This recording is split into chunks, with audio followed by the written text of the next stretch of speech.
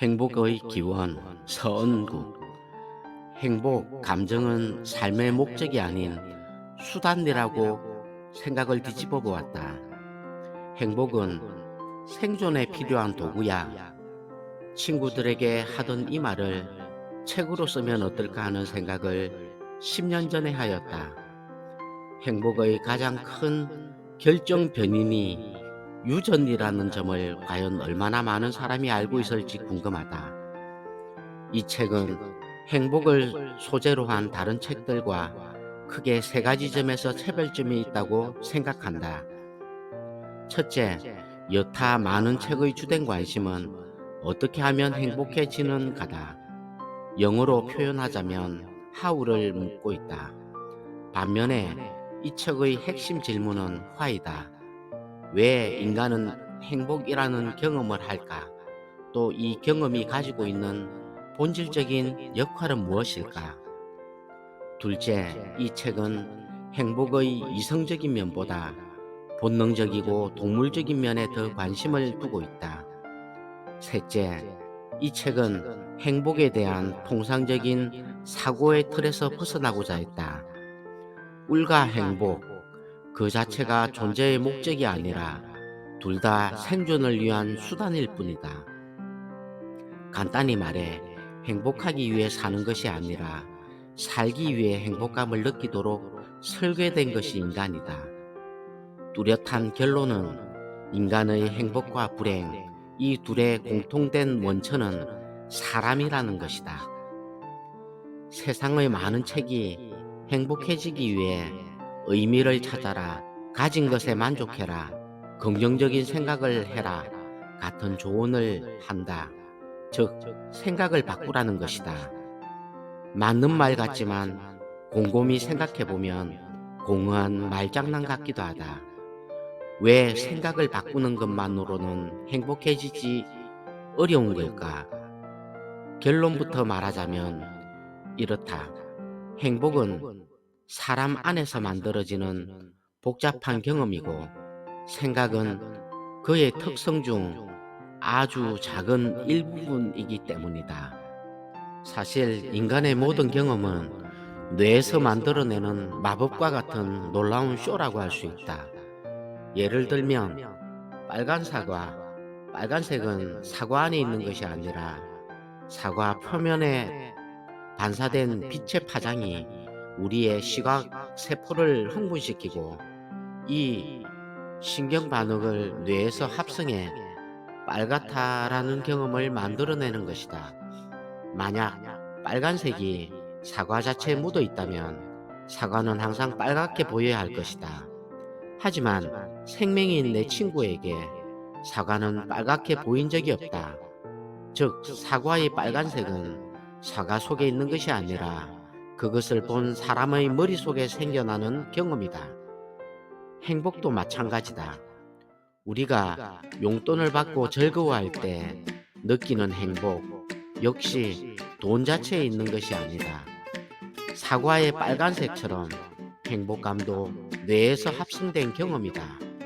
돈이라는 자극이 뇌의 특정 부분들을 흥분시켜 좋다는 일시적 경험을 합성해내는 것이다. 어쨌든 행복을 이해하기 위해서는 이 경험이 왜, 언제 뇌에서 발생하는가를 알아야 한다. 그래서 이 뇌의 주인에 대해 깊은 이해가 절대적으로 필요하다. 우리보다 지구에 훨씬 오래전부터 살아온 악어, 곰팡이 농장까지 운영하는 놀라운 개미들, 겨울이 다가오면 남쪽으로 이동하는 철새, 새의 뇌는 눈에 닿는 일조량과 햇빛의 미세한 각도 변화를 감지해 이동 시기를 본능적으로 결정한다. 즉, 의식적인 생각은 생명 유지의 필요 조건이 아니다. 인간도 마찬가지다. 호흡, 소화, 혈액순환, 우리의 생명을 유지시키는 그의 모든 생리적 기능들은 자동으로 이루어진다. 요약하자면 의식적으로 생각한다는 것이 생존에 절대 필요한 것이 아니고 일상의 경험들을 하기 위한 필요 조건도 아니다. 하지만 여전히 우리는 이 생각하는 모습을 인간의 대표적 특성으로 꼽는다. 저명한 사회심리학자 팀 윌슨은 그래서 우리는 자신에게도 이방인 같은 낯선 존재라고 했다. 멍청해서가 아니고 우리의 많은 선택과 결정은 의식을 거치지 않고 진행되기 때문이다. 의식은 용량이 아주 한정된 값비싼 자원이다. 그래서 정말 중요한 것만 선별적으로 기억하고 생각하도록 설계되어 있다. 오랜 교육을 통해 학습된 잣대로 본다면 우리의 동물적인 모습보다 합리적인 측면이 더 좋아 보이기는 하다. 하지만 사회적 가치는 불변의 사실이 아니고 당대의 사람들이 가지고 있는 다수의 의견일 뿐이다. 그것은 문화와 시대에 따라 변한다. 프랑스인에게 한국인이 게를 먹는다는 사실이 놀랍겠지만 우리는 그들의 달팽이 요리가 거북하다. 생존의 위협을 느끼면 인간은 더 동물스러워진다. 항상 식량난에 시달리던 인류는 기회가 있을 때마다 영양을 몸에 비축하도록 설계됐다. 특히 지방이나 당분이 있는 음식으로. 그래서 다이어트를 결심하는 이들에게 초콜릿과 지방은 무서운 유혹이다. 입에서 당기는 본능의 힘을 막기에 이성은 너무 나약하기 때문에 이 오랜 섭성 때문에 현대인은 성인병과 비만에 시달리지만 그 버릇 덕분에 지금까지 생존해 오고 있다. 행복을 소리라고 한다면 이 소리를 만드는 악기는 인간의 뇌다. 이 악기가 언제, 왜, 무슨 목적으로 소리를 내는지를 알아야 행복에 대한 감을 잡을 수 있다. 그래서 우선 이 악기의 주인, 즉 인간에 대한 심층적 파악이 필요하다. 생각은 그의 모습 중 아주 작은 일부다. 그는 보면 볼수록 동물스럽다.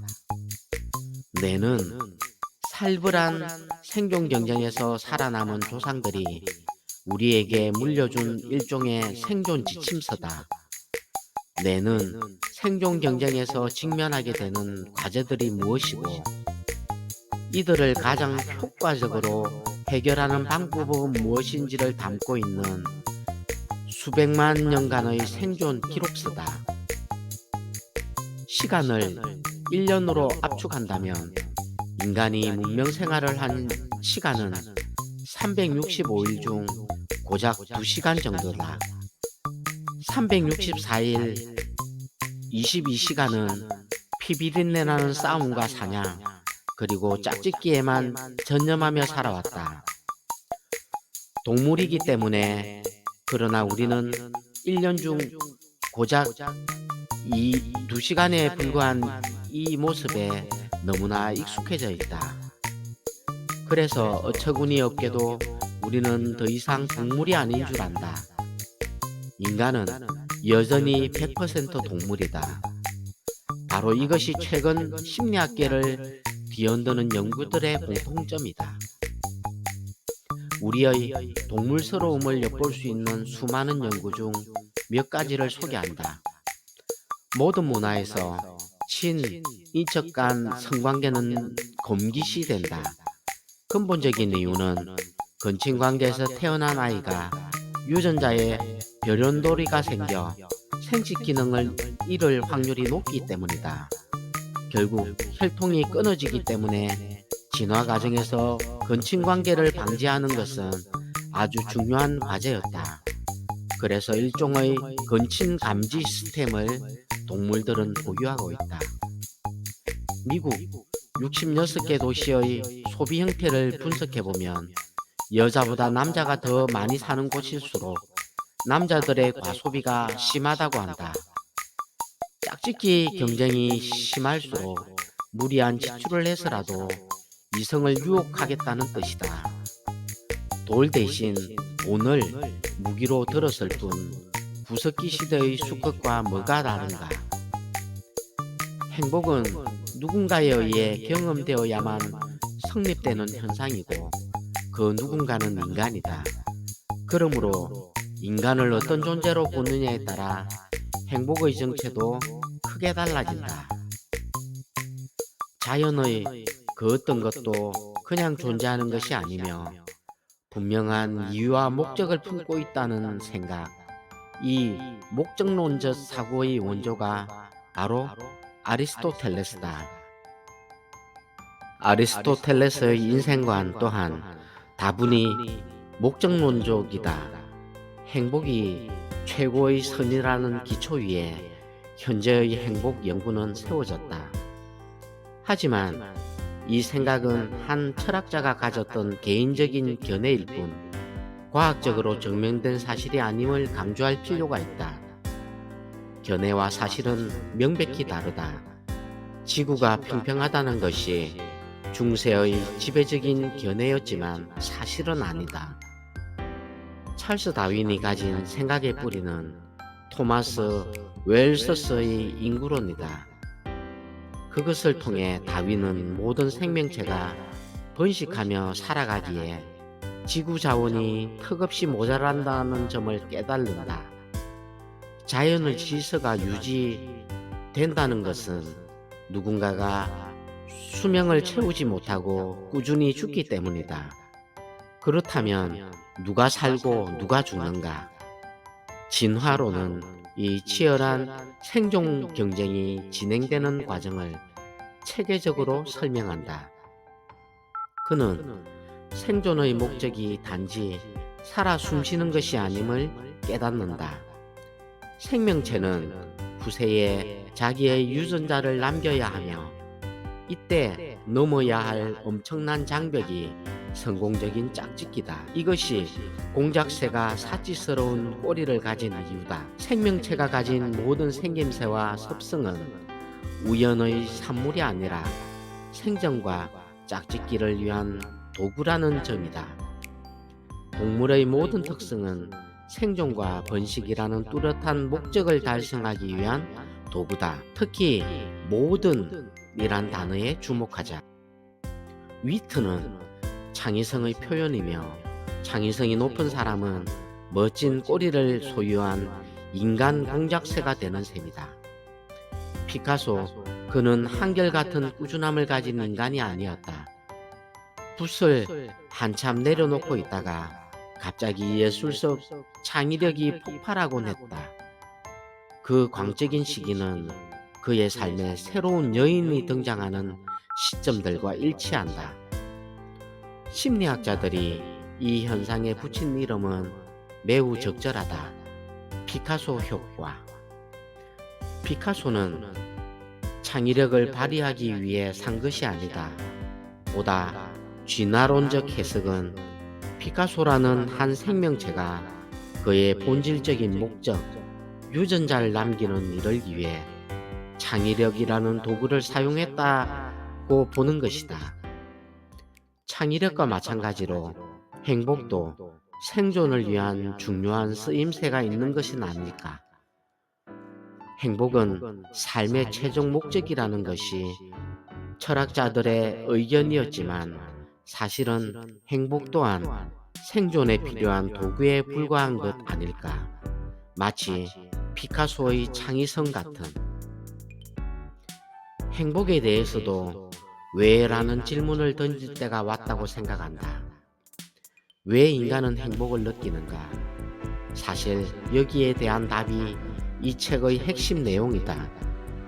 오랜 시간 행복을 공부했지만 나도 행복은 왜? 라는 질문을 진화론을 접하면서 갖게 되었다. 이 질문에 대한 내 나름의 생각들이 이제 조금씩 정리되는 것 같고 이것을 더 많은 사람과 나누기 위해 이 책을 쓰게 되었다. 서핑은커녕 바다에 들어가는 것조차 꺼리는 개를 어떻게 서프로 만들 수 있을까? 다행히 주인은 자기 개가 세상에서 가장 좋아하는 하는 것을 알고 있다. 특이하게도 그것은 새우깡이다. 심리학자들은 이 같은 조형 샤핑이라는 원리를 이용해 비둘기가 탁구를 치고 개가 피아노를 치게 만든다. 결국 개는 서핑을 하게 된다. 여기서 강조하고 싶은 것이 새우깡의 절대적 역할이다. 이렇게 특정 반응, 서핑에 필요한 단계적 행동들을 정강시키는 자극, 새우깡을 심리학에서는 강화물이라고 부른다. 새우깡이라는 이 강력한 강화물이 없다면 개의 서핑 묘기는 탄생할 수 없다. 그러면 개는 왜 그토록 새우깡을 먹으려고 했을까? 새우깡 자체가 아니라 그것을 먹을 때 개의 뇌에서 유발되는 쾌감 혹은 즐거움 때문이다. 개는 이 쾌감을 다시 느끼기 위해 새우깡을 계속 원하게 된 것이고, 그 과정의 누적이 서핑으로 결실을 맺은 것이다. 자연은 기막힌 설계를 했다. 내 생각에 개에게 사용된 새우깡 같은 유인책이 인간의 경우 행복감, 쾌락이다. 인간이 음식을 먹을 때, 데이트를 할 때, 얼어붙은 손을 녹일 때, 아, 좋다, 행복해 라는 느낌을 경험해야 한다. 반드시 그래야만 또다시 사냥을 나가고 이성에 대한 관심을 갖는다. 호모사피엔스 중 일부만이 우리의 조상이 되었는데, 그들은 목숨 걸고 사냥을 하고 기회가 생길 때마다 짝짓기에 힘든 자들이다. 무엇을 위해? 삶의 의미를 찾아서? 자아 성취? 아니다. 고기를 씹을 때, 이성과 살이 닿을 때, 한마디로 느낌이 완전 굿이었기 때문이다. 우리의 조상이 된 자들은 이 강렬한 기분을 느끼고 또 느끼기 위해 일평생 사냥과 이성 찾기에 전념했다. 이 과정에서 그들은 자신의 유전자를 남기게 된다. 행복감을 인간이 왜 느낄까? 라는 질문으로 이 장을 시작했다. 여러분은 어떤 대답을 했을지 궁금하다. 나의 간결하고도 건조한 답은 생존 그리고 번식이다. 모든 동물의 뇌가 가진 중요한 역할 중 하나가 바로 이런 쾌 혹은 불쾌의 경험을 즉각적으로 구분하고 만들어내는 것이다.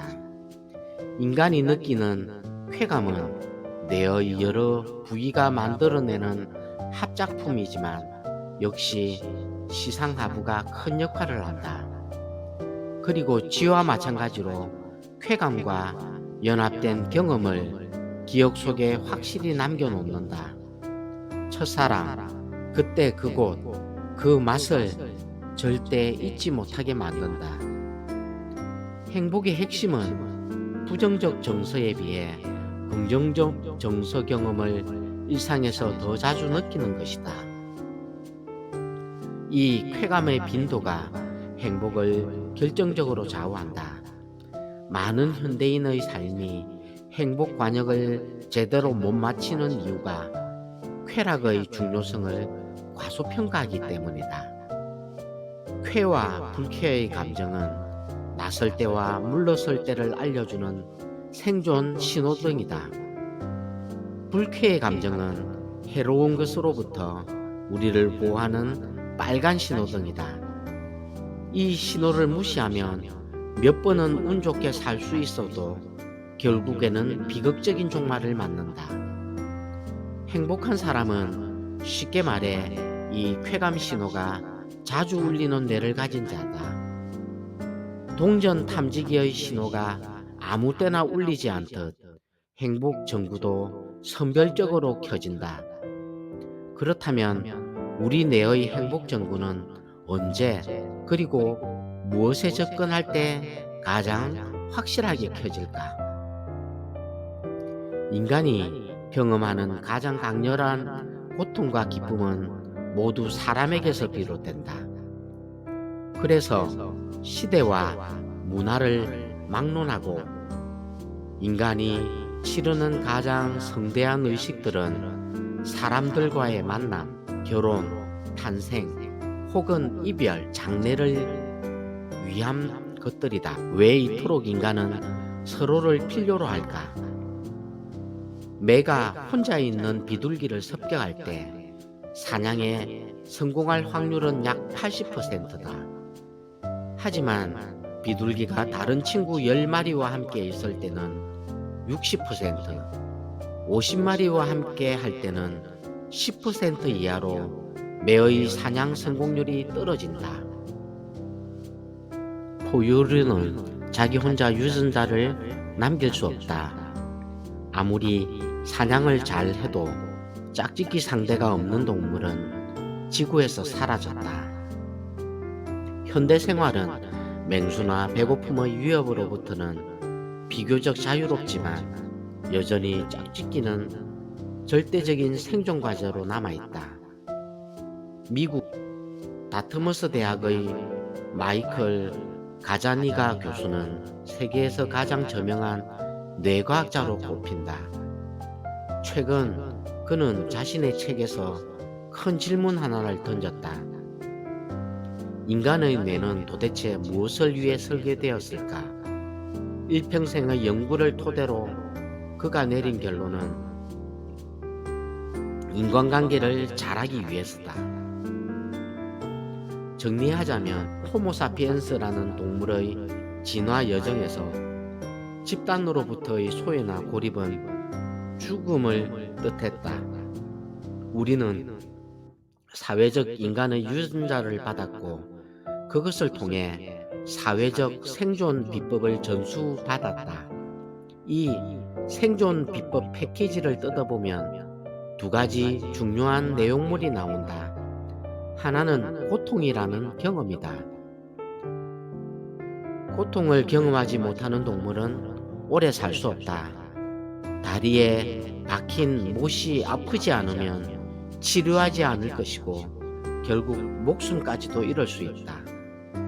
다리가 잘려나가는 것만큼 인간의 생존을 위협하는 것이 집단으로부터의 잘려나가는 것이었다. 이때는 뇌는 사회적 고통이라는 기제를 사용해 그 위협을 우리에게 알렸다. 외로움, 배신감, 이별의 아픔, 인간관계에 금이 가는 신호가 보일 때 뇌는 이런 마음의 아픔을 느끼도록 했고 그 덕분에 더 치명적인 고립을 미연에 방지할 수 있었다. 최근에 다소 엽기적인 논문이 발표되었다. 논리적으로 신체적, 사회적 고통이 같은 뇌 부위에서 발생한다면 이 두 가지 고통을 줄이는 방법도 동일할까? 몸이 아플 때 우리는 진통제를 먹는다. 그렇다면 마음이 아플 때도 진통제가 효력이 있을까? 놀라운 결과가 나왔다. 연구자들의 예상대로 매일 타이레놀을 복용한 집단은 통제 집단에 비해 시간이 지날수록 일상의 사회적 상처를 덜 느꼈다. 놀랍지만 가능한 일이다. 생존 패키지 두 번째 내용물은 우리의 관심사인 쾌감이다. 배고픈 사냥꾼은 눈앞에 토끼가 나타날 때 토끼 고기가 맛있는 냄새를 풍기며 익어갈 때 한 입 뜯어 먹을 때 행복감을 느낀다. 이런 깨알 같은 쾌감들을 흠뻑 느껴야 또 사냥을 나가게 되고 이렇게 사냥을 꾸준히 해야만 생존할 수 있다. 인간이 생존하기 위해 확보해야 했던 또 한 가지 절대적 자원이 있다. 앞에서 언급한 사람이다. 먹는 쾌감을 느껴야 음식을 찾듯 사람이라는 절대적 생존 필수품을 확보하기 위해서는 우선 인간을 아주 좋아해야 한다. 초고속 성진의 기쁨, 뇌의 행복 전구가 켜지는 이유는 성진 자체가 아니라 성진이 가져다주는 사람들의 축하와 인정 때문이다. 지구에서 최고의 생존 성공담을 가진 동물은 개미와 인간이다. 두 생명체의 공통된 특성은 유별날 정도로 사회적이라는 것이다. 한 개체로서는 그다지 특별한 능력이 없지만 서로 돕고 나누고 이용하는 복잡한 사회적 능력 덕분에 이 두 종은 지구에서 유례없는 성공 신화를 썼다. 행복감을 발생시키는 우리 뇌가 이처럼 사람에 중독되어 있다는 사실을 놓쳐서는 안 된다. 그래서 사회적 경험과 행복은 불가분의 관계를 맺는다. 사회적 경험이 행복에 중요한 것은 물론이고 나는 한 발 더 나아가 행복감, 쾌감은 사회적 과제들을 해결하기 위해 존재하게 되었다고까지 생각한다. 아프리카의 서해안선과 남미의 동해안선을 서로 끼워 맞추면 딱 들어맞는다. 우연이 아니다. 하나의 땅 덩어리에서 두 대륙이 갈라져 나왔기 때문이다. 지금까지 발견된 행복에 대한 큰 결론과 진화론적 관점에서 새롭게 모양을 잡은 행복은 마치 이 두 대륙 같다. 서로 잘 맞아 떨어진다. 덴마크, 스웨덴, 노르웨이 같은 스칸디나비아 국가들의 행복 수치는 특히 높다. 흔히 그들의 높은 소득과 사회복지 시스템에서 오는 결과라고 생각하지만 오해다. 일본이 핀란드보다 국민소득은 높지만 행복 수치는 비교가 안 될 정도로 낮다. 스칸디나비아 행복의 원동력은 넘치는 자유, 타인에 대한 신뢰, 그리고 다양한 재능과 관심에 대한 존중이다. 핀란드는 인테리어 소품 등을 디자인했던 알바 알토의 얼굴을 화폐에 새긴 나라다. 일상의 작은 경험의 가치를 아는 나라의 상징적인 모습이다. 약 20년 전 나는 대학생들의 행복감을 2년 동안 추적해 보았다. 대학생들이 일상에서 겪는 좋은 일들, 새로 생긴 남자친구, 대학원 입학 등과 나쁜 일들, 결불, F학점 등이 행복에 미치는 영향은 약 3개월이었다. 시간은 기쁜 일도 슬픈 일도 생각보다 빨리 지운다. 감정의 또 다른 특성은 상대적이라는 점이다. 이 현상을 설명하기 위해 UCLA의 알렌 파르두치 교수는 범위 빈도 이론이라는 복잡한 개념을 소개했지만 요지는 간단하다. 극단적인 경험을 한번 겪으면 감정이 반응하는 기준선이 변해 그 후 어지간한 일에는 감흥을 느끼지 못한다는 것이다. 복권 당첨 후 그들은 TV 시청, 쇼핑, 친구들과의 식사 같은 일상의 작은 즐거움에서 이전 같은 기쁨을 더 이상 느끼지 못했다. 큰 자극의 후유증이다. 우리의 머리는 불행하지 않은 것과 행복한 것의 질적 차이를 잘 구분하지 못한다. 생수 한 병은 갈증의 고통을 없애주지만 갈증이 가신 사람에게 물은 더 이상 행복을 주지 못한다. 많은 사람이 추구하는 돈이나 건강 같은 인생의 조건들은 사막에서의 물과 비슷하다. 일상의 불평과 고통을 줄이는 데는 효력이 있지만 결핍에서 벗어난 인생을 더 유의미하게 행복하게 만들지는 못한다. 행복은 따뜻한 샤워에 비유한다면 우리의 정서 시스템은 찬물과 더운 물을 조절하는 꼭지가 따로 달려있는 샤워기와 같다. 불행의 요인들을 줄이는 것은 마치 찬물 꼭지를 잠그는 것과 비슷하다. 이것으로 물이 덜 차가워질 수는 있지만 더 따뜻해지지는 않는다. 우리가 인생에서 추구하는 많은 삶의 조건들은 이 샤워기의 찬물 꼭지와 비슷하다. 영어로 표현한다면 becoming 무엇이 되는 것과 being 무엇으로 사는 것의 차이는 상당히 크다. 재벌가 며느리가 되는 것 becoming과 그 집안 며느리가 되어 하루하루를 사는 것 being은 아주 다른 얘기다. 많은 사람이 돈이나 출세 같은 인생의 변화를 통해 생기는 행복의 총량을 과대평가한다. 그 이유 중 하나는 바로 이 행복의 지속성 측면을 빼놓고 생각하기 때문이다. 이별을 실제로 한 이들의 행복은 현재 연애 중인 이들과 비슷한 수준이었다. 이별 후 세상이 끝날 것 같지만 야속할 정도로 우리는 별일 없이 산다. 이렇게 미래를 과도하게 염려하고 또 기대하는 것이 우리의 모습이다. 그래서 우리는 현재를 즐기지 못하고 산다. 대다수 한국인에게서 나타나는 증상이다.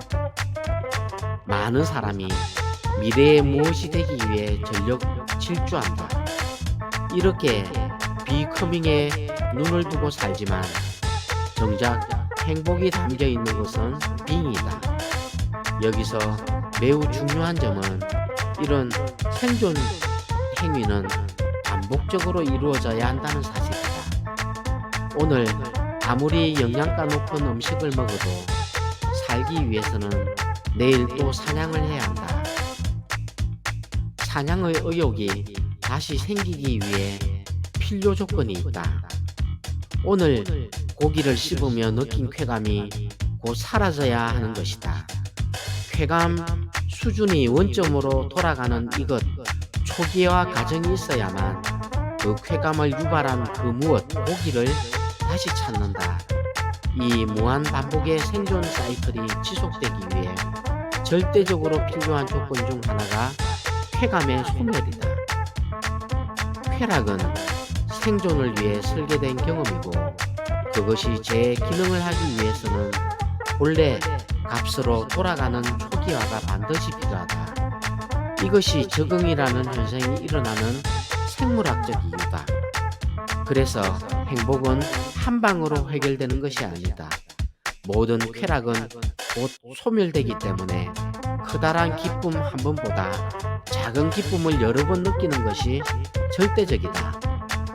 유학 시절 지도 교수가 쓴 논문을 읽은 적이 있다. 제목은 행복은 기쁨의 강도가 아니라 빈도다. 나는 이것이 행복의 가장 중요한 진리를 담은 문장 중 하나라고 생각한다. 큰 기쁨이 아니라 여러 번의 기쁨이 중요하다. 지금 나는 왜 이 모양으로 살고 있는가? 우리는 이런저런 이유를 떠올린다.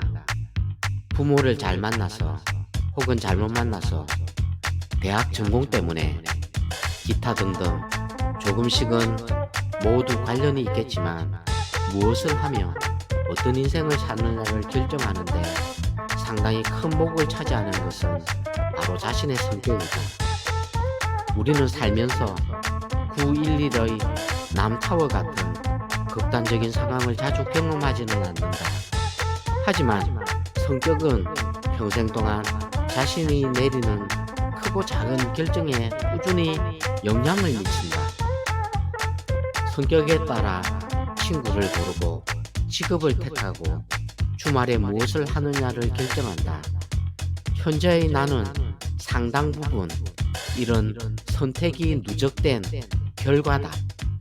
우리의 눈에는 내면의 성격보다는 바깥 세상의 것들이 훨씬 잘 보인다.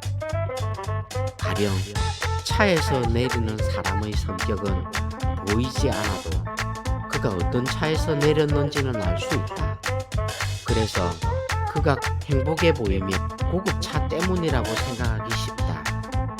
다시 말하지만 행복의 원인 중 사람들이 가장 과대평가하는 것이 돈과 같은 외적 조건이다. 학계의 통상적인 견해는 행복, 개인차의 약 50%가 유전과 관련이 있다고 본다. 쾌활한 기질을 가지고 태어난 윤 대리에게는 우수한 습성과 특성이 있다. 인사는 그 중 하나일 뿐이다. 인사하는 모습이 눈에 잘 띄었기 때문에 그것이 그의 행복 비결이라는 과장되는 결론을 내리는 것. 최근 등장하는 행복 지침들은 이런 식으로 행복의 정상을 원인으로 혼동하는 경우가 많은 듯하다. 외향성이 높을수록 타인과 같이 있는 시간을 좋아하고 또 그들, 특히 이성이 자기를 좋아하도록 만드는데 타고난 재주가 있다. 그래서 그들은 첫 경험 시기도 빠르고 경험 상대도 많다. 행복감이 상위 10%에 속하는 사람들과 하위 10%에 속하는 사람들을 비교해 보았다. 연구자들이 수많은 변인을 측정했지만 그룹 간 차이는 없었다. 두 그룹 간의 차이는 오직 두 가지 영역에서만 나타났다. 첫째, 성격. 행복한 사람들은 월등히 더 외향적이고 정서적 안정성이 높았다. 둘째, 대인관계. 행복지수 상위 그룹의 사회적 관계의 빈도와 행복감이 월등히 높았다. 사실 두 가지 특성의 공통분모는 사회성이다. 그래서 이 논문의 저자들은 행복을 보장하는 충분 조건은 없지만 없어서는 안 될 필요 조건이 사회적 관계라는 결론을 내렸다. 우선 행복한 사람들은 타인과 같이 보내는 사회적 시간이 절대적으로 많다. 그의 타고난 기질이 어떻든 어떤 사회에서 살고 있든 일관되게 나타나는 현상이다. 한국의 경우 행복한 사람들의 하루의 72% 시간을 다른 사람과 함께 보내지만 불행한 사람들은 누군가와 함께 있는 시간 48%보다 혼자 있는 시간 52% 조금 더 많다. 미국도 마찬가지다. 행복한 사람들은 혼자 있는 시간보다 사회적 시간이 약 2배 많지만 65% 함께, 35% 혼자. 불행한 사람들은 혼자 있는 시간이 2배 많다. 32% 함께, 68% 혼자. 한국인이든 미국인이든 호모사피엔스의 행복 정구는 사람들과 같이 있을 때 훨씬 자주 켜진다. 외향적인 사람이든 내향적인 사람이든 오르고 싶은 산은 똑같다. 사람들이 즐겁게 모여있는 정상. 이 둘의 차이는 얼마나 무거운 짐을 등에 지고 오르느냐다. 행복의 관점에서 보면 이 가벼운 짐은 외향적인 사람들이 가지고 태어난 큰 유전적 혜택이다. 유전자는 공평이라는 단어를 모른다.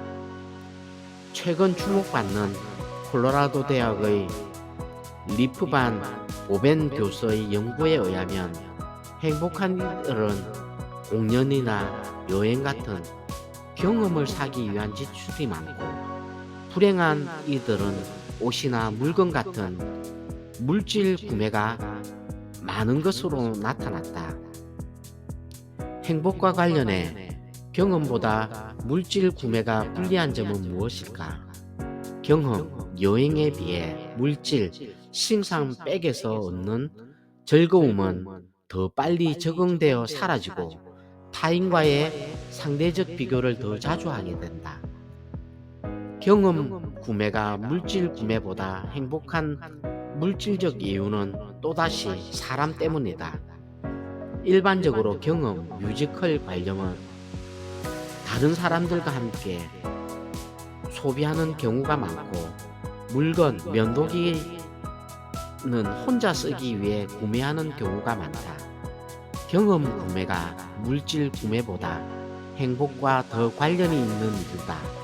결국 무엇을 구매하느냐보다 구매한 물건 혹은 경험에 다른 사람이 개입되느냐가 관건이라는 것이다.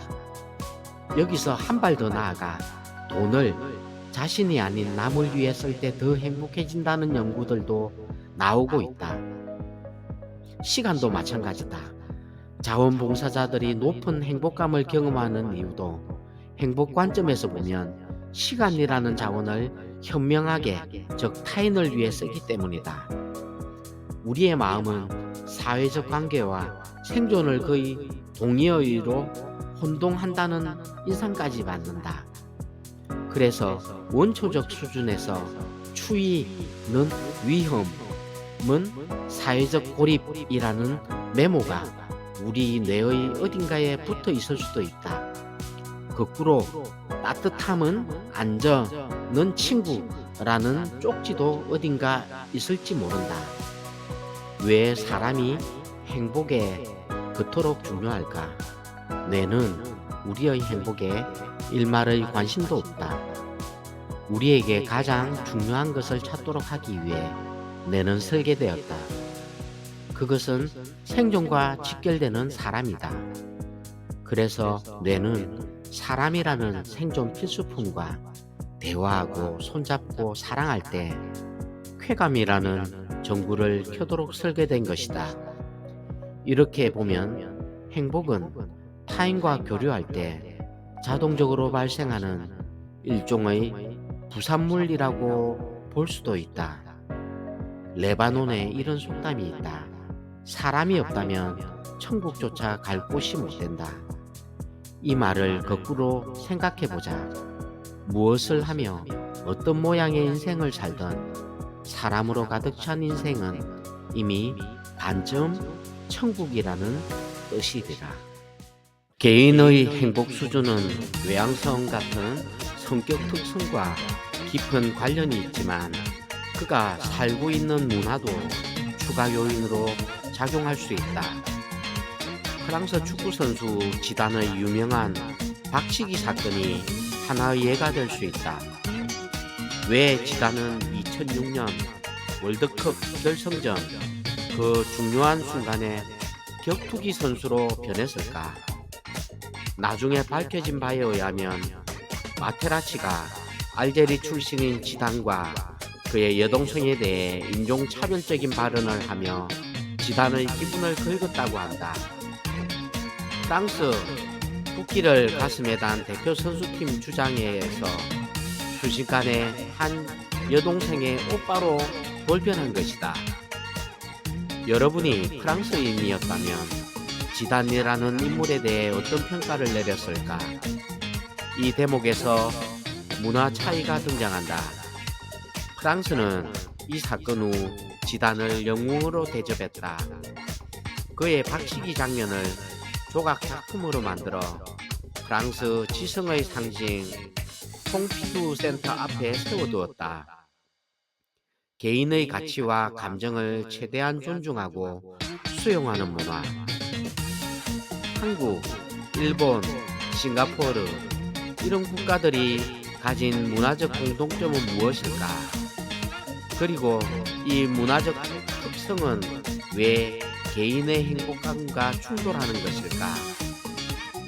학자들이 문화를 연구하기 위해 가장 널리 사용하는 개념 중 하나는 개인주의와 집단주의다.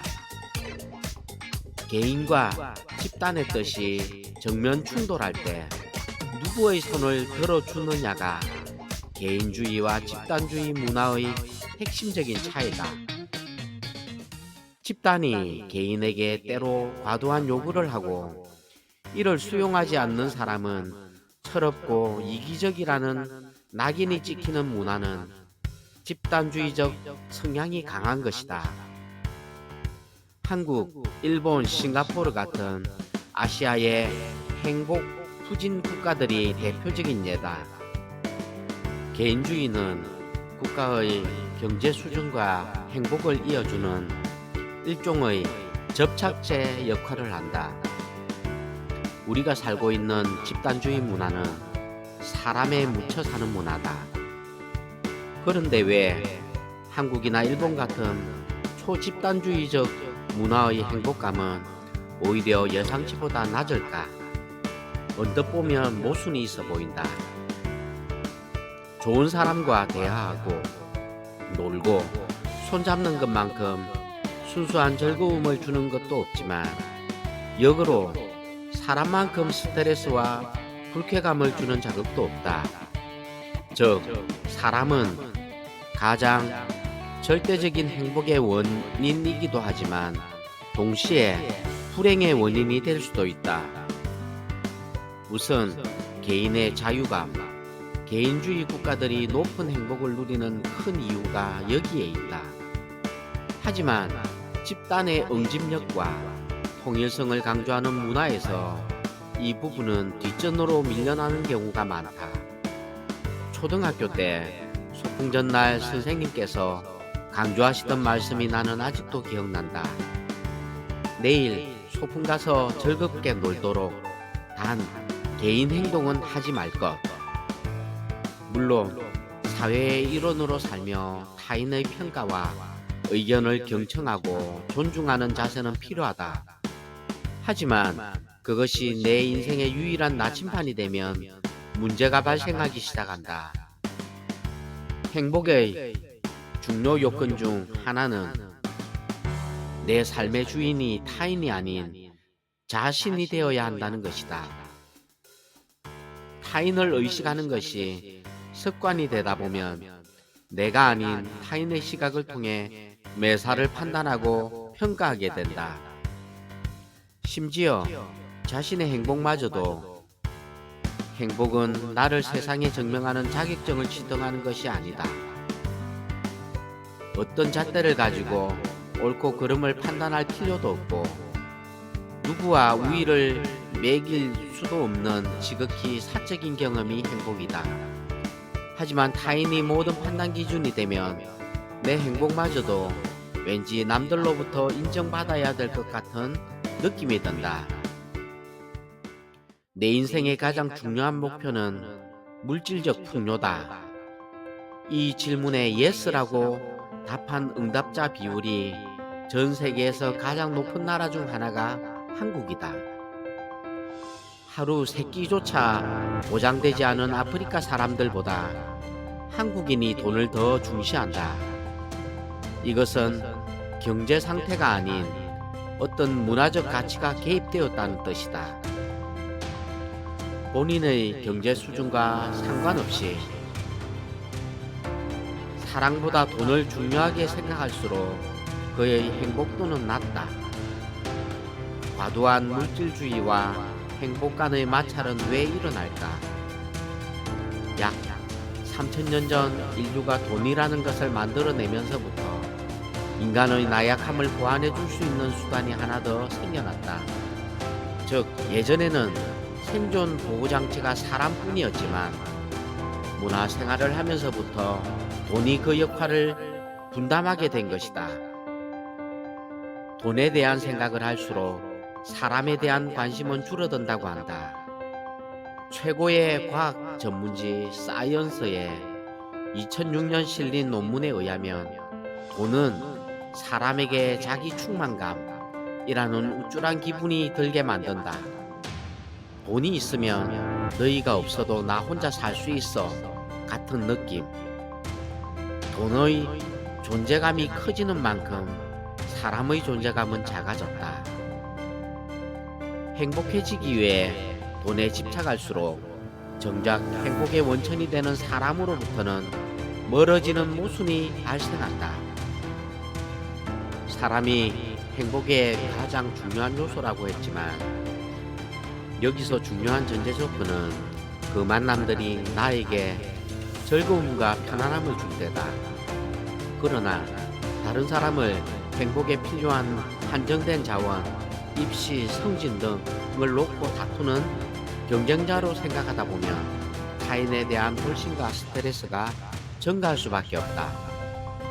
사회학자 에밀 디르켐은 문화는 공기와 같다라는 말을 남겼다. 문화는 공기처럼 절대적이지만 그 익숙함 때문에 눈에 잘 보이지는 않는다는 뜻이다. 지금까지 많은 사회학자들이 아리스토텔레스가 말한 가치 있는 삶이 곧 행복이라는 해석을 해왔다. 그 결과 행복을 필요 이상으로 거창하게 생각하도록 만들었다. 아리스토텔레스의 행복론이 거창한 이유가 있다. 그는 마게도니아 왕국의 귀족 가문에서 최고만을 누리며 살았던 인물이다. 사실 그가 관심을 둔 것은 정확히 말해 가치 있는 삶이지 행복한 삶이 아니었다. 가치 있는 삶을 살 것인가, 행복한 삶을 살 것이냐는 개인의 선택이다. 내가 강조하고 싶은 점은 첫째, 이 둘은 같지 않다는 것이고, 둘째는 어디에 무게를 두느냐에 따라 삶의 선택과 관심이 달라진다는 것이다. 천문학자가 되고 싶었지만 수능 점수가 너무 잘 나와서 의대를 가는 학생들, 더 행복해지기 위한 선택이라고 생각하지만 착각이다. 명분에 행복을 양보하는 습성에 익숙해지는 것이다. 결론을 맺을 때다. 우선 행복은 거창한 관념이 아니라 구체적인 경험이라는 점이다. 둘째, 행복에 대한 이해는 곧 인간이라는 동물이 왜 쾌감을 느끼는지를 이해하는 것과 직결된다. 행복의 핵심을 사진 한 장에 담는다면 어떤 모습일까? 이 책의 내용과 지금까지의 다양한 연구 결과를 총체적으로 생각했을 때 그것은 좋아하는 사람과 함께 음식을 먹는 장면이다. 행복은 거창한 것이 아니다. 모든 껍데기를 벗겨내면 행복은 결국 이 사진 한 장으로 요약된다. 구독과 좋아요는 사랑입니다.